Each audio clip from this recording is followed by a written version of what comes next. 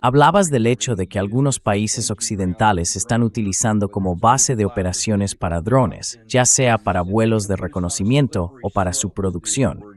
Y dijiste que eso puede llevarnos por una pendiente resbaladiza. Fue la expresión que usaste. Ahora bien, eso es algo que he visto repetido en algunos otros lugares, lo que ha hecho que, al menos aquí en Occidente, algunos estén preocupados porque podría haber un cambio, algo potencialmente distinto. Ayer tuvimos a Scott Reeder en el programa hablando sobre el señor Karaganov, y ahora él dice, he recomendado al gobierno ruso que use misiles convencionales y ataque algunos de esos territorios en Occidente que han estado ayudando a Ucrania. Y también está Alexander Zlatkov, que ha pedido un bombardeo atómico.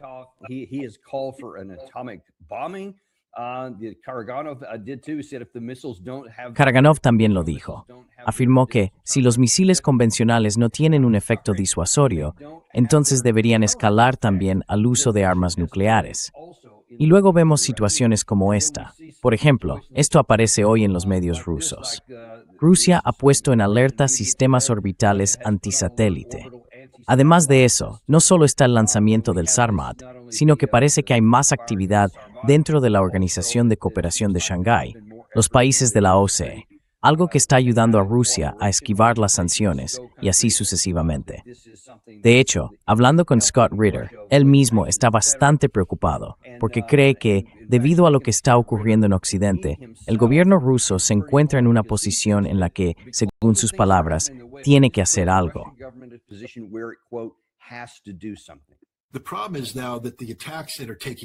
El problema ahora es que los ataques que están ocurriendo están dañando la infraestructura energética de Rusia, y eso está teniendo un impacto real en su economía. Se ha convertido en un problema estratégico para Rusia, algo insostenible. Así que ahora se ha cambiado la ecuación. Este es el error europeo. Han cambiado la ecuación de tal forma que resulta imposible que Rusia no responda. Han escalado el conflicto hasta el punto de causar un daño real a Rusia. Y ahora, las decisiones políticas se vuelven fáciles de tomar, porque se dice, si no hacemos nada, estamos derrotados estratégicamente. Y Rusia no va a permitirse una derrota estratégica. Por eso los europeos han hecho imposible que Rusia no responda. Así que la pregunta ya no es si Rusia va a responder. Creo que la respuesta es que sí lo hará. La cuestión es cómo. That was a pretty bold statement, so I'd like to hear your statement on that, because you talked about a slippery slope, and they are hitting deeper into Russia. Is it possible that Russia would actually strike targets in Western Europe? Well, there are a number of opinions. Bueno, ya sabes, en nuestras discusiones hay muchas opiniones.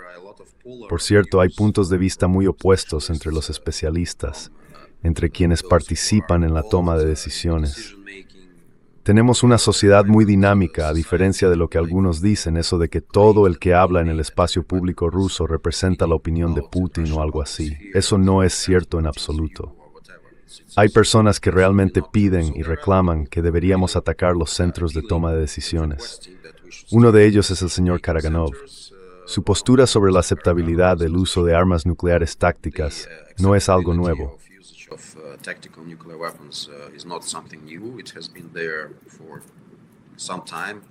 Eso lleva ahí un tiempo, un par de años al menos, por lo que tengo entendido. También tenemos al vicepresidente del Consejo de Seguridad, el señor Medvedev, que suele expresar opiniones muy radicales.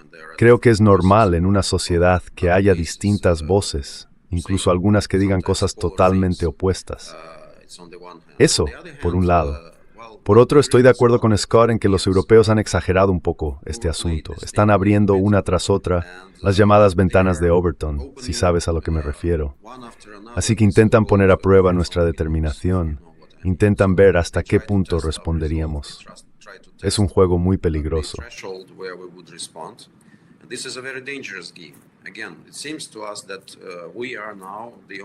Una vez más, nos parece que ahora somos el único actor responsable y adulto en el continente, porque todos los demás intentan comportarse de forma infantil o insensata y claramente no asumen ninguna responsabilidad por las sociedades que representan. Esto no es un videojuego, no es una simulación, es algo serio. Hemos demostrado que tenemos todos los medios para que nuestra respuesta sea muy dolorosa. Sería un golpe realmente grande, muy grande, para quienes son nuestros adversarios y se empeñan en decir que lo son. Mantenemos las puertas de la diplomacia abiertas. Lo estuvieron desde el principio y hemos repetido muchas veces que preferimos una vía diplomática para resolver la crisis tanto dentro como alrededor.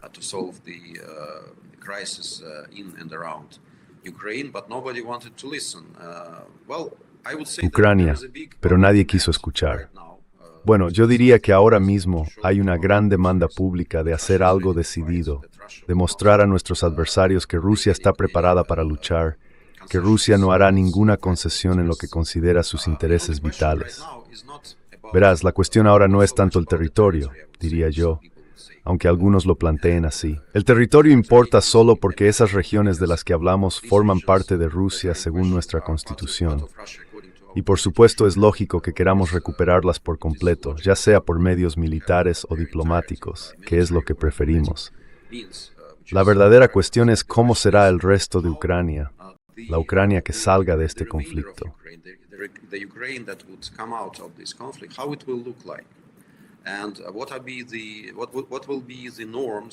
¿Y cuáles serán las normas, cuáles serán los principios de funcionamiento de esa sociedad? Porque es absolutamente impensable que esa sociedad siga siendo nacionalista, neonazi, antirrusa y rusófoba. Esa es la cuestión clave, y creo que es el tema que nuestros colegas europeos prefieren dejar de lado. Cuando se trata de mostrar la verdadera cara del régimen de Zelensky, simplemente fingen que no pasa nada. No creen que sea necesario insistir en que Ucrania corrija nada. Pero el hecho es que Ucrania es el único país del mundo que ha prohibido oficialmente otro idioma, el ruso. A pesar de que su propia constitución garantiza la libertad de elegir el idioma ruso para los hablantes de ruso, que representan la mayoría de la población.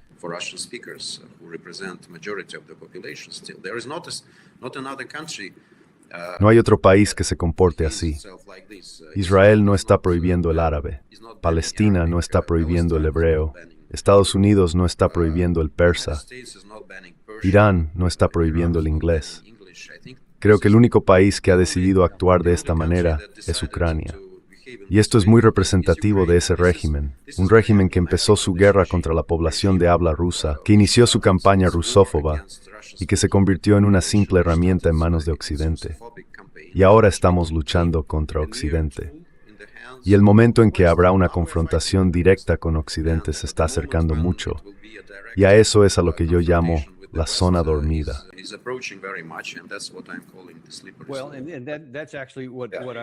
Bueno, y de hecho por eso quería ir por ese camino. Sé que nos queda poco tiempo, pero esto es fundamental, porque he hablado con varias personas, tanto en Estados Unidos como en Europa, y también he leído muchos comentarios públicos, y está muy claro, si miras el recorrido de estos más de 4 años de guerra, que al principio había mucha preocupación en Occidente por una posible escalada, que si dábamos demasiada ayuda militar a Ucrania, Rusia podría expandirse más allá de sus fronteras. Y bueno, se hizo todo paso a paso. Primero fueron las piezas de artillería, luego vinieron los tanques y otros vehículos blindados, después muchos misiles de largo alcance. Cada vez que había preocupación de que Rusia pudiera reaccionar, nunca lo hizo. Y entonces llegaron los F-16.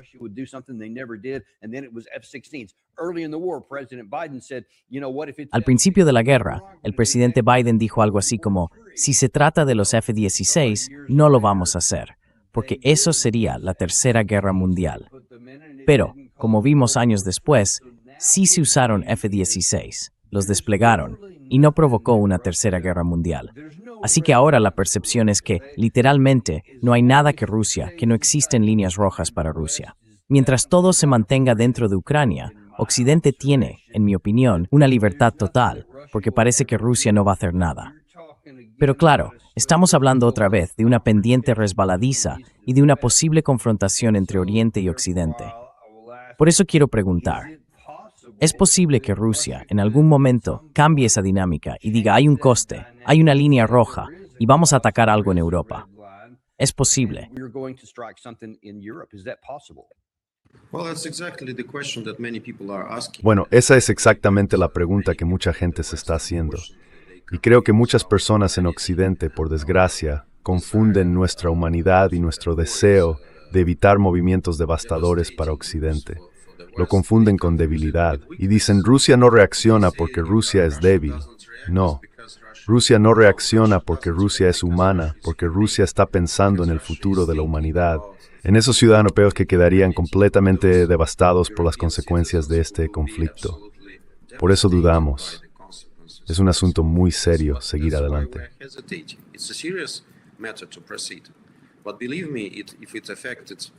Pero, créanme, si de verdad se ven afectados nuestros intereses vitales, no creo que dudemos.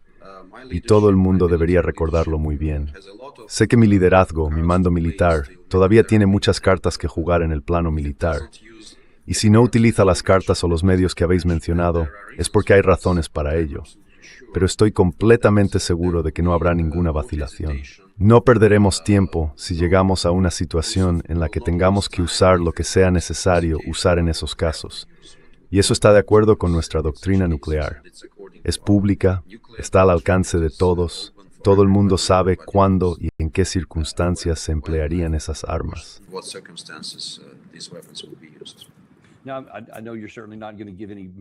Sé que, por supuesto, no vas a revelar ningún secreto militar aquí, ni a comprometer a tu gobierno con nada. Pero en el caso de que los responsables en Moscú dijeran, de acuerdo, hasta aquí hemos llegado, han ido demasiado lejos, han cruzado la línea roja que marca el Kremlin, y ahora vamos a actuar, deberíamos esperar ver algo así como, no sé, un ultimátum o algún tipo de mensaje desde Moscú diciendo, si esto no cambia, haremos esto otro. O sería más bien que, de repente, un día te despiertas y un misil cae en algún sitio sin ningún aviso previo. ¿Cómo podría ocurrir algo así?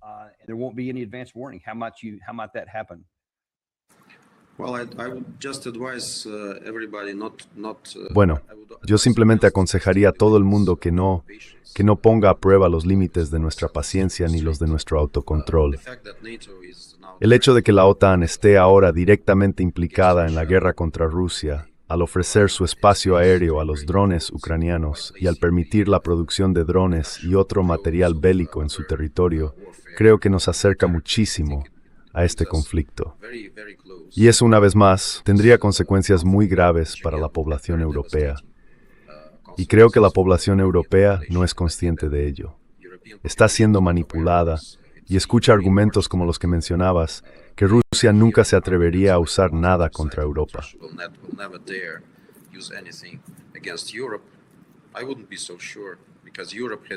Yo no estaría tan seguro, porque ahora mismo Europa ha usado todo lo que tenía contra Rusia. Europa está proporcionando armas a Ucrania, están entregando misiles que solo pueden utilizarse con la aprobación y bajo el control de especialistas del Reino Unido, de Gran Bretaña, de Francia, de donde sea. Creo que ya han cruzado todas las líneas rojas, y si esto sigue así, es solo cuestión de tiempo. Y entonces la gente se preguntará, ¿qué hicimos? ¿Por qué respondió Rusia de una forma dura y tan decidida? Pero será demasiado tarde.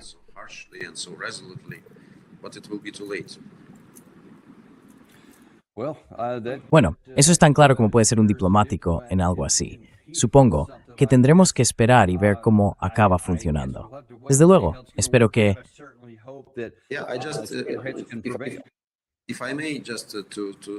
Si me permite, no quisiera quedarme en una nota tan negativa.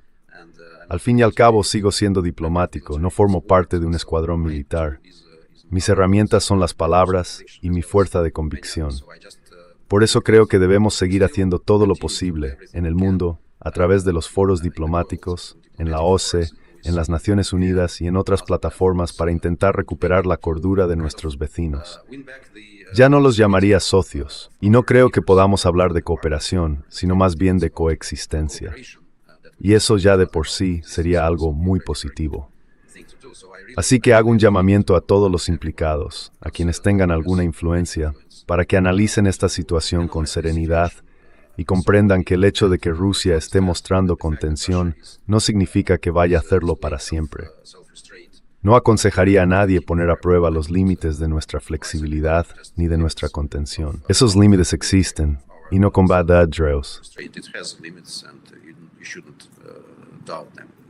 So it sounds to me like if the status quo A mí me da la impresión de que, si todo sigue igual, y Occidente, en general, continúa haciendo lo mismo que ha estado haciendo, creyendo que es inmune a cualquier tipo de respuesta, llegará un momento en que habrá una reacción rusa que se extienda hacia Europa, como estamos viendo. Pero supongo que la última pregunta que haría es, ¿qué tendría que cambiar para Rusia? ¿Qué tipo de cambio tendría que ver para decir, de acuerdo, ya no tenemos que seguir por ese camino? Matt Assembly. what would that change look like? Well, I think that there are Bueno, creo que hay dos escenarios. Uno es que aplastemos militarmente a Ucrania. Me parece un escenario muy probable dadas las razones que te he explicado. Y entonces Occidente tendrá que hacer algunos esfuerzos para salvar lo que se pueda del régimen de Kiev y de todo eso. El otro escenario, que ahora mismo me parece muy poco probable, es que Occidente, sobre todo los países europeos, recuperen la sensatez, que entiendan que han ido demasiado lejos y que deben parar, que ha llegado el momento de pensar en una fórmula universal de seguridad, una seguridad indivisible que incluya los intereses de Rusia. Porque todas las propuestas de Occidente, todos los movimientos de Occidente hasta ahora se han hecho a costa de Rusia, sin tener en cuenta las preocupaciones de Rusia, sino precisamente a su costa.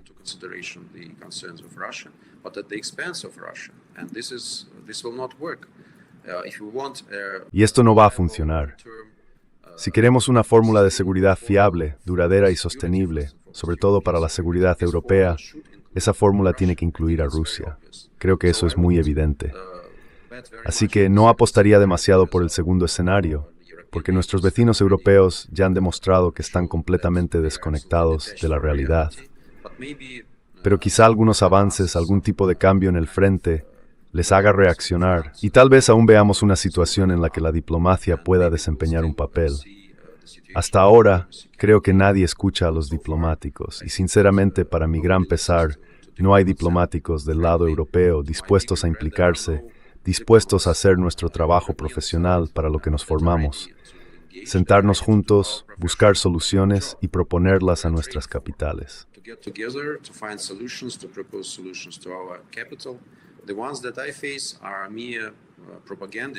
A los que me enfrento son simples propagandistas que solo difunden la información que sus gobiernos quieren propagar por todas partes.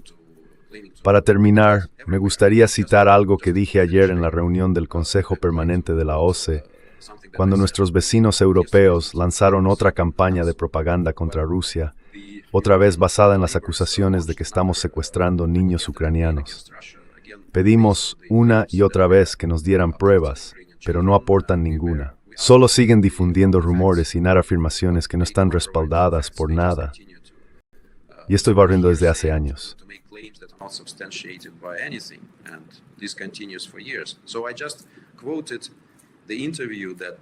Acabo de citar la entrevista que la ex secretaria de prensa de Zelensky, y muy cercana a él, Julia Mendel, concedió a Tucker Carlson hace un par de días. Ella dijo que Zelensky, en un momento en que estaba perdiendo popularidad, y reunió a todos los que tenía cerca, comentó que necesitaba cientos de cabezas parlantes de Goebbels. Esa fue la expresión que utilicé. Y lo que dije es que los que tengo delante ahora mismo en la OSCE, los que nos encontramos, por desgracia, en los foros diplomáticos del lado europeo, son precisamente esas cabezas parlantes de Goebbels, porque están difundiendo una propaganda y unas mentiras absolutamente increíbles sobre Rusia.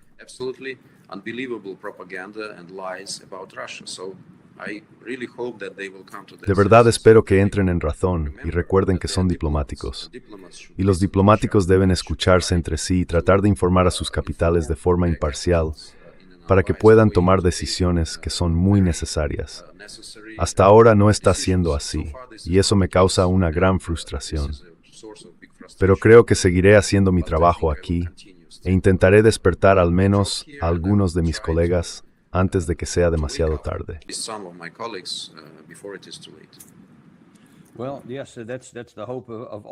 Bueno, sí, esa es la esperanza de toda la gente normal, que los diplomáticos puedan hacer su trabajo antes de que sea demasiado tarde, para no tener que llegar a ese punto. Y le agradecemos que haya venido hoy al programa y haya dedicado su tiempo. Sé que nos hemos alargado un poco, así que muchas gracias por su tiempo, señor embajador.